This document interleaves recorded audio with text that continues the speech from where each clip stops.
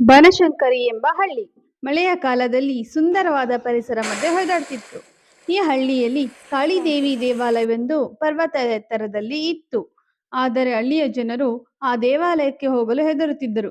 ಕಾರಣ, ಪ್ರತಿ ಶುಕ್ರವಾರ ರಾತ್ರಿ ದೇವಾಲಯದಿಂದ ಕಳಪೆ ಶಬ್ದಗಳು, ಚೀಲಿಯ ಕಿರುಚಾಟಗಳು ಕೇಳಿಸುತ್ತವೆ ಎಂದು ಜನರು ಹೇಳುತ್ತಿದ್ದರು. ಜನರು ಈ ದೇವಾಲಯವನ್ನು ಪ್ರೇತದ ದೇವಾಲಯ ಎಂದು ಕರೆದು ಇದರಿಂದ ದೂರ ಉಳಿಯುತ್ತಿದ್ದರು. ಹಳ್ಳಿಯ ಹಿರಿಯರು ಪ್ರತಿ ಹೊಸ ತಲೆಮಾರಿಗೆ ಸೂಚಿಸುತ್ತಿದ್ದರು, ಅಲ್ಲಿ ಹೋಗಬೇಡ, ಅದು ನಮ್ಮ ಹಳ್ಳಿಯ ಶಾಪಿತ ಸ್ಥಳ ಎಂದು. ಒಂದು ದಿನ ಹಳ್ಳಿಯ ಪಕ್ಕದ ನಗರದಿಂದ 4 ಸ್ನೇಹಿತರು ಅರುಣ, ಕಿರಣ, ಸವಿ ಮತ್ತು ದೀಪ ವೀಕೆಂಡ್ ಪ್ರವಾಸಕ್ಕಾಗಿ ಹಳ್ಳಿಗೆ ಬಂದರು.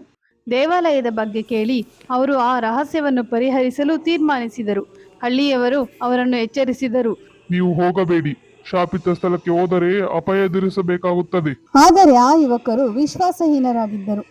ಅವು ಕೇವಲ ಹಳ್ಳಿಯ ಜನರ ಕಾಲ್ಪನಿಕ ಕಥೆಗಳಷ್ಟೇ ಎಂದರು.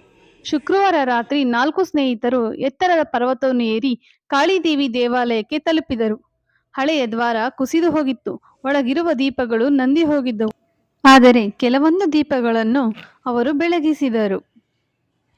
ಅವರು ದೇವಾಲಯದ ಒಳಗೆ ನಡೆಯುತ್ತಿದ್ದಾಗ ತೀವ್ರ ಚಳಿ ಮತ್ತು ಭೀತಿಯ ವಾತಾವರಣದ ಮಧ್ಯೆ ವಿಚಿತ್ರ ಶಬ್ದಗಳು ಕೇಳಿಸತೊಡಗಿದವು. ಸವಿ ಕೇಳಿದಳು, ನೀವು ಈ ಶಬ್ದ ಕೇಳುತ್ತಿದ್ದೀರಾ? ಅರುಣ್ ಉತ್ತರಿಸಿದ, ಇದು ಪಕ್ಕದ ಕಾಡು, ಪ್ರಾಣಿಗಳ ಶಬ್ದ ಇರಬಹುದು, ತಲೆ ಬಾಗಬೇಡಿ.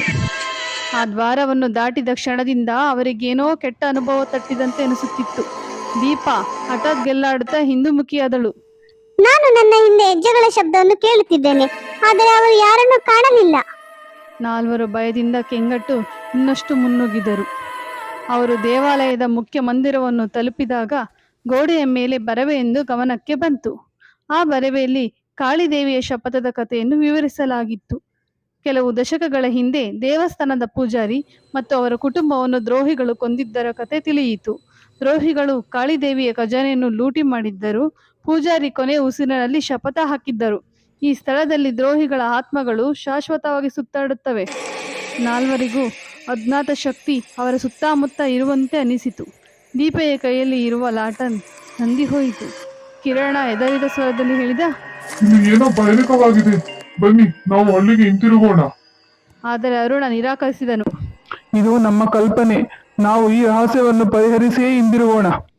ಅವರು ಮುಂದೆ ನಡೆದಾಗ ದ್ವಾರ ಮುಚ್ಚಿಕೊಂಡಿತು ಮತ್ತು ಎಲ್ಲೆಡೆ ಕತ್ತಲಾಗಿ ಶಿಥಿಲವಾಯಿತು. ಅದೇ ಹೊತ್ತಿನಲ್ಲಿ ಕಪಾಟಿನಿಂದ ಕಪ್ಪು ಆಕೃತಿಗಳು ಕಾಣಿಸಿಕೊಂಡವು. ದ್ರೋಹಿಗಳ ಆತ್ಮಗಳು 4 ಸುತ್ತಲೂ ಮುತ್ತಿಕ್ಕಿದವು. ಅವರು ಕಿರುಚಾಟಗಳು ದೇವಾಲಯದ ಗೋಡೆಯನ್ನು ಮುಟ್ಟಿದವು. ದೇವಾಲಯದಿಂದ ಪಾರಾಗುವ ಕಠಿಣ ಪ್ರಯತ್ನ. ಭಯದಿಂದ 4 ಪ್ರಾಣ ಬಿಟ್ಟಂತೆ ಹೊರಗೆ ಓಡಲು ಪ್ರಯತ್ನಿಸಿದರು. ಆದರೆ ದ್ವಾರ ಮುಚ್ಚಿ ಹೋಯಿತು. ದೀಪ ಅತಿ ದೊಡ್ಡ ಧೈರ್ಯ ತೋರಿಸಿ ತನ್ನ ಭಯವನ್ನು ತೊಡೆದು ಹಾಕಿದಳು. ನಾವಿಲ್ಲಿಂದ ಹೇಗಾದರೂ ಪಾರಾಗಬೇಕು. ಅವಳ ಧೈರ್ಯ ಗೆಳೆಯರಿಗೂ ಸಹ ಶಕ್ತಿಯನ್ನು ತಂದಿತು.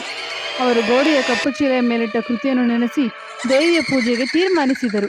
10 ನಿಮಿಷಗಳ ಭಕ್ತಿಯಿಂದ ಪೂಜೆ ಸಲ್ಲಿಸಿದ ಬಳಿಕ ಆತ್ಮಗಳು ಮಾಯವಾಯಿತು ಮತ್ತು ದ್ವಾರ ತಾನಾಗಿಯೇ ತೆರೆಯಿತು. 4 ದೇವಾಲಯದಿಂದ ಹೊರಬಂದ ನಂತರ ಹಳ್ಳಿಯ ಜನರಿಗೆ ಈ ಕಥೆಯನ್ನು ವಿವರಿಸಿದರು. ನಮ್ಮಲ್ಲಿ ದೇವಿಯ ಪ್ರತಿಷ್ಠೆಯನ್ನು ಪುನಃಸ್ಥಾಪನೆ ಮಾಡಲು ಶ್ರಮಿಸಿ ಎಂದು ಅವರು ಮನವಿ ಮಾಡಿದರು. ಧೈರ್ಯ ಮತ್ತು ಭಕ್ತಿ ಯಾವುದೇ ಶಾಪಿತ ಸ್ಥಳವನ್ನು ಪವಿತ್ರ ಸ್ಥಳವನ್ನಾಗಿ ಮಾಡಬಲ್ಲವು.